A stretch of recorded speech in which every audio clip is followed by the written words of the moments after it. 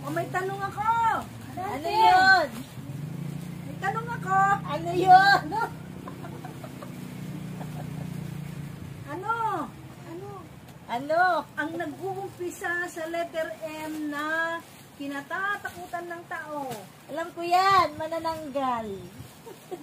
Mas nakakatakot yung multo. Hindi. Ang manananggal kasi, lagyan mo lang ng asin, bawang, o anumang kinatatakutan nila. Wala na yun. Okay na. O ano? Mainom.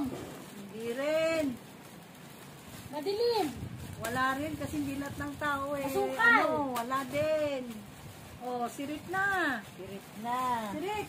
Sinit? Sirit. Sirit na. Ano? Ang letter M nag-umpisa na kinatatakutan ng maraming tao.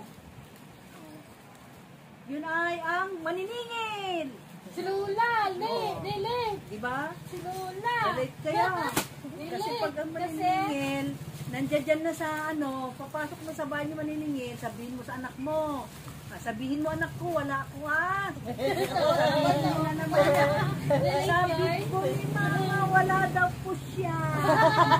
Diba? Oh. Tapos pero yung chinelas mo nandiyan dyan sa labas nakikita ng maniningil. Diba? Oh, sahod na naman.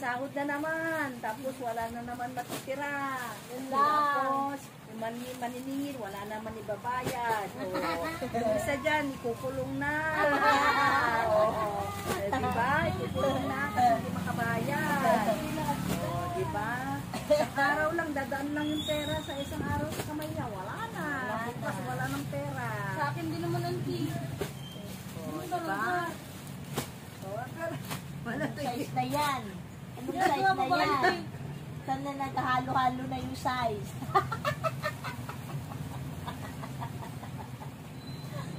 Ay, ginawa manting. Number 3 na to. Ano ginagawa niya? Hinalo-halo niya yung number 3. Nakasasalita niya? Oo.